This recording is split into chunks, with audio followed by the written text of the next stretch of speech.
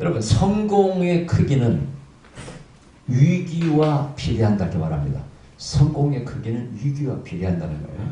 그러니까 위기가 성공의 기회라는 것이죠. 위기를 많이 겪은 사람들이 크게 성공한다는 것입니다. 그걸 돌파해 나갈 때 우리에게 성공이 온다는 거예요. 우리가 많이 그런 거 볼 수 있지 않습니까? 영웅들의 이야기는 전부 다 목숨을 건 사람들이에요. 그죠? 또 많은 고난을 겪은 사람들입니다. 그런 사람들이 그걸 극복했을 때 그 앞에 대성공의 어떤 축복이 온다는 것이죠. 오늘 다윗도 마찬가지예요. 자, 그런데 여기서 이제 다윗과 골리앗 싸움을 이렇게 볼 때 첫 번째가 모든 것에 하나님의 이끌림 받는 사람은 섭리가 있다는 걸 믿어야 돼요. 아멘. 제가 첫 번째로 말씀드리고 싶은 것이 무엇이 그 사람을 이끌어가느냐예요. 삶의 모티베이션, 동기가 뭐냐 이거예요. 돈이냐, 뭐 권력이냐. 여기서 다윗은 하나님을 믿는 믿음이었습니다. 너는 칼과 탄창으로 나오지만은 나는 마음으로 하나님 여호와 이름으로 나간다. 네가 이스라엘 하나님을 가해 모욕을 해 할례 받지 않는 백성이 그 속에 분노를 일으킨 그 분노가 어디서 온 거예요? 신앙에서 온 겁니다. 모티베이션이 동기가 신앙이에요. 또 하나는 뭐냐? 신앙에서 오는 성실한 자세입니다. 자, 오늘 본문에 다윗이 전쟁터에 가게 된 이유가 뭐예요? 아버지 심부름이에요. 너 가서 형들 좀 간식도 갖다 주고 건강 잘 있나 보고 오라고 전쟁터에 보냈어요. 물론 후방에서 왔겠지. 그러니까 위험이 없었기 때문에 왔겠지만은 아버지의 심부름을 가다가 기회를 맞이한 거죠. 이런 얘기가 성경에 어디 기록되어 있습니까? 요셉의 얘기 기록됐습니다. 요셉에게 아버지가 심부름을 보냈죠. 형들이 들에서 잘 양들 집어넣어 가보라고. 여기에서 기회가 주어진다는 겁니다. 여기에 하나님의 선생, 섭리와 인도하심이 있다는 걸 믿으셔야 돼. 할렐루야. 그래서 하나님을 믿는 사람들은 매사의 모든 일에 하나님의 섭리가 있다고 믿어 그걸 해석하는 것이 그것이 바로 믿는 사람들의 삶의 자세예요. 라이프 스타일입니다.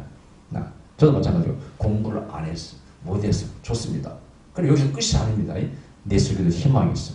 나는 신앙을 가짐으로써 제가 고향을 떠나서 대구에 가서 해적에 나가게 되고 신앙을 가짐으로써 거기서 내 인생에 새로운 어떤 싹이 돋아나기 시작하는 거예요. 그죠? 어떤 쪽으로? 하나님 종이 되는 쪽으로 자꾸 그쪽으로 이끌림 받았죠.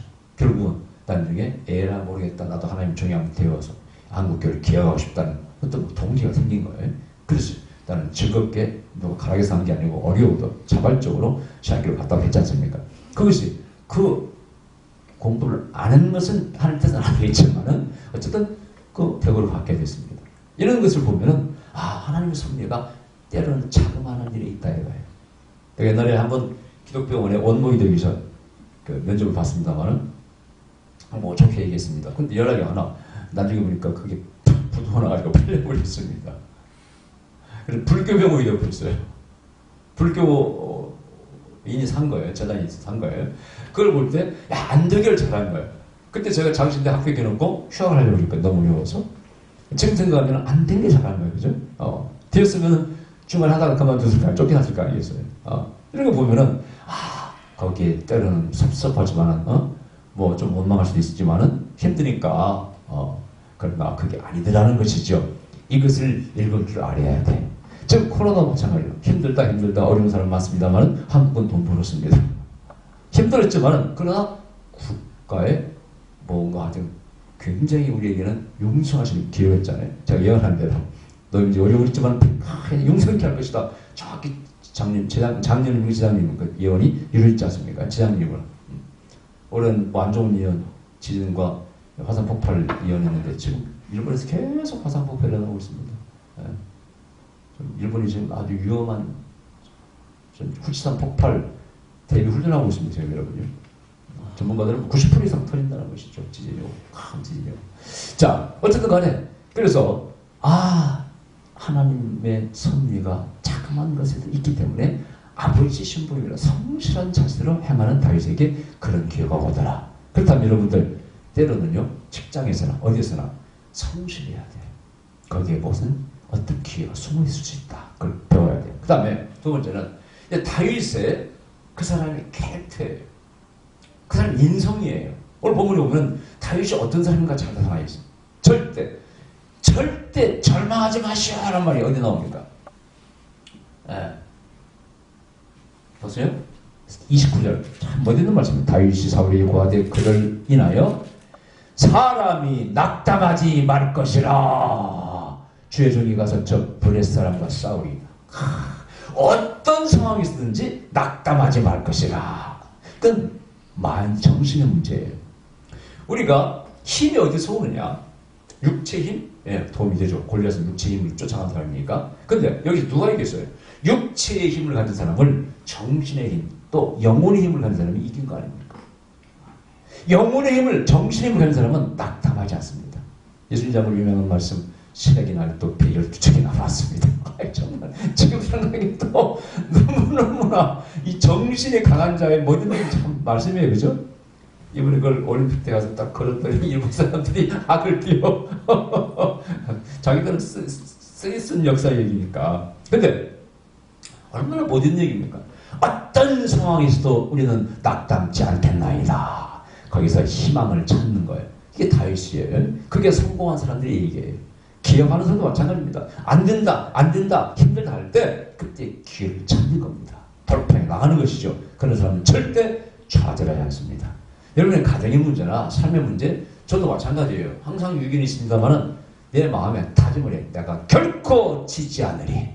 좌절하지 않으리. 일어서리. 아멘. 일어서리. 늘 저는 긍정적이에요. 너무 희망적이라서 문제지만 긍정적이에요. 근데 그게 저에게 도움이 돼요. 힘들 때요. 상황도 그렇고 여러분 어젯밤 잠도 제대로 못 잤습니다. 우리 장모님 때문에 잠 못 잤어. 하루 이틀이 아니라 지금 스트레스 때문에 막 어릴 때는 막 골이 막 지근지근 아픕니다, 여러분요. 삶이 늘 편한 게 아니에요, 여러분요. 얼마나 힘든지 몰라. 그걸 참아야 되니까 말할 수도 없고.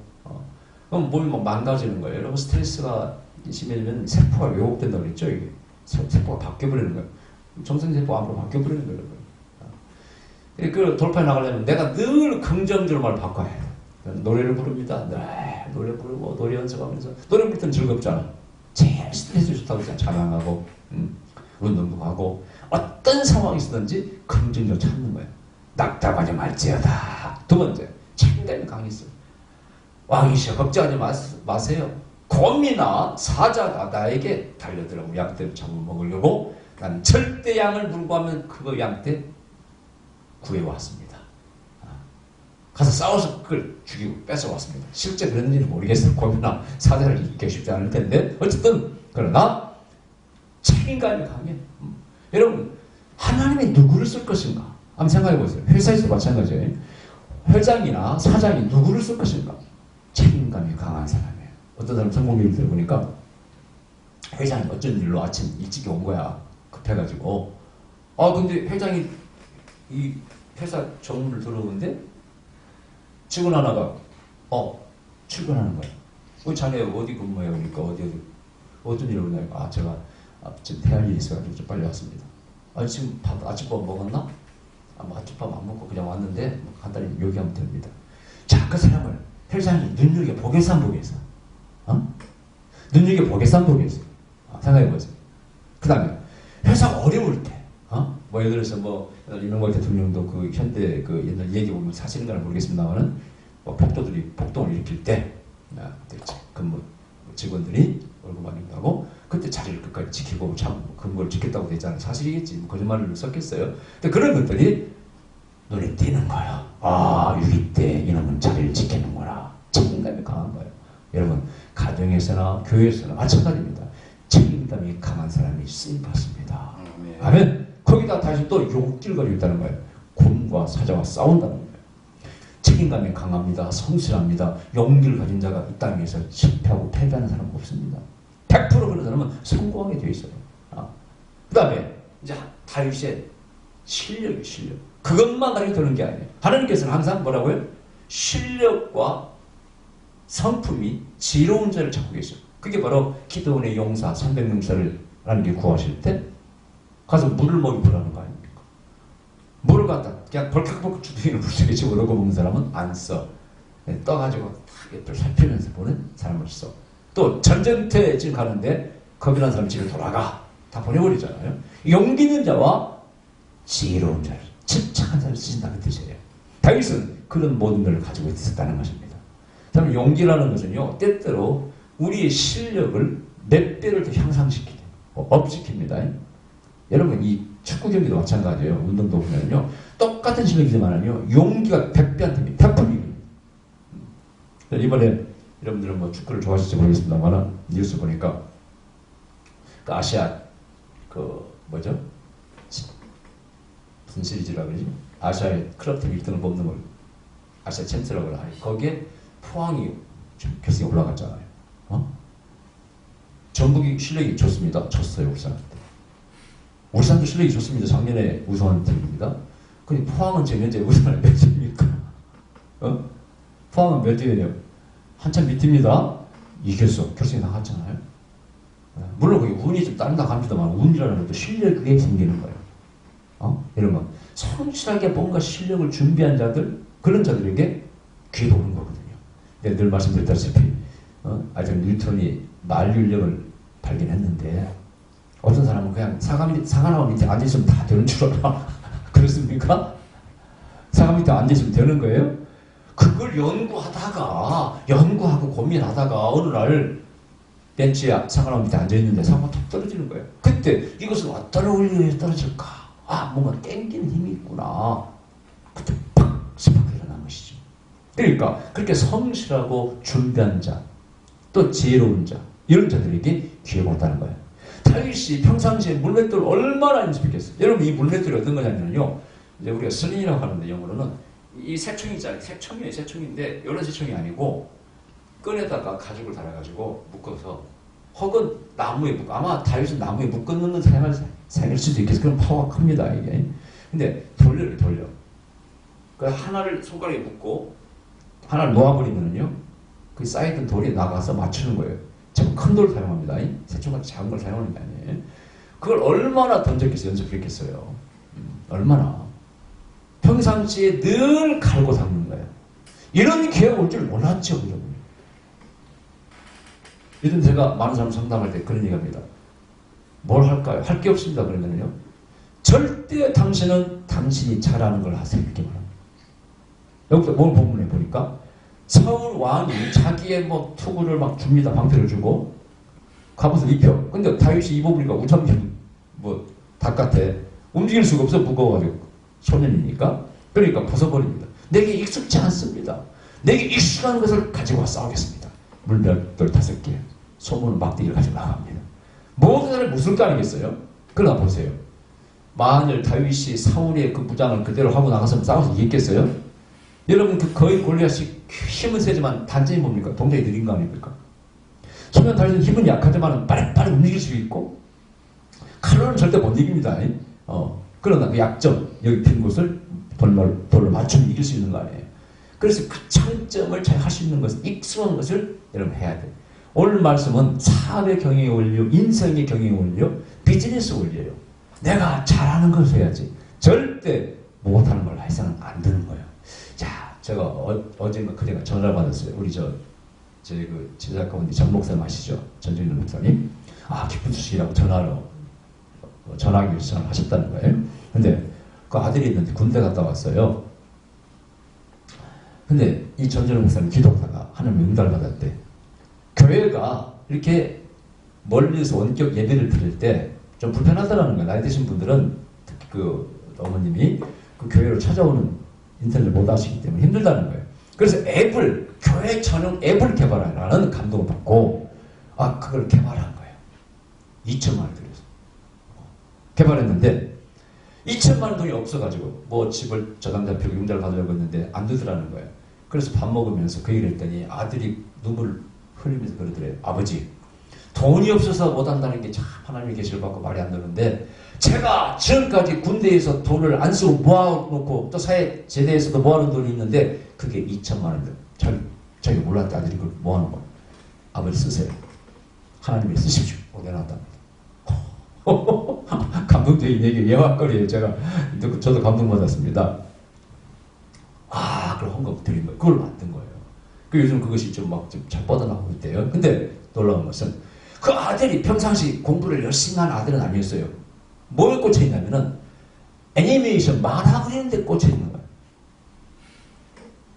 남들이 볼 때는 뭐 별거 없어요. 그걸로 뭐 크게 성공하겠어. 뭐 우리 사회에서는 판검사 되고 무슨 뭐 교수가 되고 이런 것들이 다 의사가 되고 변호사가 되고 그런 건데 꽂혀 있어. 그런데 이 아들이 유튜브에다가 자기가 만든 걸 올려 그랬대요. 근데 그 헌금을 드리고 쓰시라고 드리고요. 얼마 있다가 오징어 게임이 드라마에서 되게 히트하기 시작해. 오징어 게임 관계된 것을 애니메이션 만들기 시작한 거예요. 놀라지 마시고 등록자가 10몇만 명 늘었답니다. 조회수가 1,000 몇백만 원 찍었대. 한 달에 1,000만 원이 더 있는데 익숙한 거 자기는 그걸 잘하는 거야. 말아 그려서 올리는 거. 야, 그 얘기를 듣고 이제 난리 난 거죠. 여러분 생각, 여러분 집안에서 그런 일이 생기면 이건 정말 보통 얘기 아니지 않습니까? 이제 자기 쫙 직업이 돼버린 것이죠. 여러분 그 등록된 수가 10몇만 명이 되고 조회수가 1,000몇백만 원 찍으면 어마어마한 겁니다. 이거 아주 그 기업이 돼버리는 거예요. 그래가지고 그 아버지 전 목사님은 또 전 목사님 하나님을 또 교회가 예배드릴 때 편리하게끔 앱을 개발하고 서로 마주보면서 이렇게 예배드리게끔 인터넷 통해서 어제 좋아가지고 기쁜 소식 전화해주고 저에게 전화를 주시더라고. 그래서 기분이 막 좋아지더라고. 할렐루야. 익숙한 걸 하는 거야. 하면 거기다가 우리 전 목사님은 또 하나님의 아까 하나님이 끌어가는 것이지. 여호와의 그 전능하신 하나님이 그늘에 거하는 자가 복이 있어. 아멘. 그 말씀을 따라하는 자가 복이 있어. 기도하다가 계시를 받고 그기로 가게 된 것이지. 이제 이것이 뭐 앞으로 뭐 큰 현금을 가져오느냐, 뭐 수익을 가져오느냐 두고 벌리지만 어쨌든 하나님의 교회에 도움이 되니까 바로 누르기만 하면은 자격이 들어가시는 걸 만들었다는 거예요. 할렐루야. 아멘. 여러분 이런 이끄짐을 받으시길 바랍니다. 아멘. 반드시 익숙한 것을 하시기 바랍니다. 할렐루야. 그래서 다윗이 돌을 돌리는데 전에 몇 번 말씀드린 바가 없지. 우리가 99의 노력을 해도요. 하나님은 항상 그 1%를 강요하신다. 지배하신다. 뭐 에디슨이 노력은 99, 영감 1%라고 하는데 그게 우리는 영감이 아니라 하나님은 그 1% 혹은 0.1% 혹은 0.001%에 관여하십니다. 아멘. 이번에도 우리 뭐 누리원가 다 가는 것처럼 보였는데 마지막에 힘이 빠졌다 그러죠. 다 준비해서 드는 게 아니에요. 하나님은 0.1%를 관여해요. 이것이 우리에게 럭키 행운을 가져오시는 거. 어떤 때는 다 될 줄 알았는데 다 될 줄 알았는데 안 되는 거예요. 인생이 꼬이는 거예요. 실력도 있어. 얼굴도 미남이야. 집도 좋아. 장가를 못 가. 시집을 못 가. 이게 왜 그러는 거겠죠? 여러분 하나님의 인도하심을 받아야 되고 하나님의 축복의 기름 부에 부어져야 됩니다. 그래서 다윗이 물론 실력이 있어. 남들 놀 때 그 물배를 돌리면서 재능도 있습니다. 근데 여기에 만약에 실패하면은 죽을 수 있습니다. 거기에 하나님이 개입하시는 겁니다. 할렐루야. 하나님이 관여하시고 축복의 기름 부음을 부어주는 겁니다. 아멘. 아멘. 5개의 물맷돌을 준비했습니다. 어떤 사람은 5개는 첫 번째 뭐다 말씀하시는데 제가 볼 땐 그게 아니고 예비. 만약의 사태에 대비한 것이죠. 철저하게 준비한 것이죠. 자, 마지막으로 이 돌은 성경에서 굉장한 의미를 가지고 있어요. 지난주에 제가 이 돌이 다니엘의 신상 느부갓네살 왕의 꿈에 나타난 신상은 무슨 돌이요? 이 돌이 고린도전서 10장에서는 신령한 반석의 의미가 있다. 그리고 베드로가 반석의 교회를 세운다고 주님께서 말씀하셨잖아요. 그 반석과 다 연결돼 있어요. 성경에서는 흰돌, 뭐 성전의 기초, 이스라엘 하나님 바위시고 전부 다 하나님 돌과 연결돼 있어요. 그리고 그 반석의 교회를 세운다는 결정적인 말씀이 바로 이 돌이 바로 예수 그리스도 자신을 의미하는 것입니다. 그래서 결국은 그 골리앗을 무너뜨리는 것은 예수 그리스도의 권세와 힘입니다. 할렐루야. 이건 마지막 날의 의미입니다. 최후의 심판도 마찬가지입니다. 우리가 사단과 싸울 때 우리는 하나님의 능력으로 예수님의 권능과 능력으로 이기는 겁니다. 그래서 그 안에 살 길이 있고 하나님 안에 예수님 안에 원수를 무너뜨릴 수 있는 무기가 힘이 능력이 있다는 것을 명심하시기 바랍니다. 아멘. 우리 늘 골리앗은 있습니다. 늘 블레셋이 있습니다. 어떻게 우리가 그들을 이기고 그를 참을 수 없고 승리할 수 있겠습니까? 우리는 결국은 신앙밖에 없어요. 믿음으로 하나님이 우리에게 용기를 주시고 지혜를 주시고 이끌어 나갔을 때 우리 인생을 성공시킬 수가 있습니다. 할렐루야. 기다립시다. 그러하신 우리 아버지 다윗이 어린 다윗이 이 골리앗을 싸워 이긴 것처럼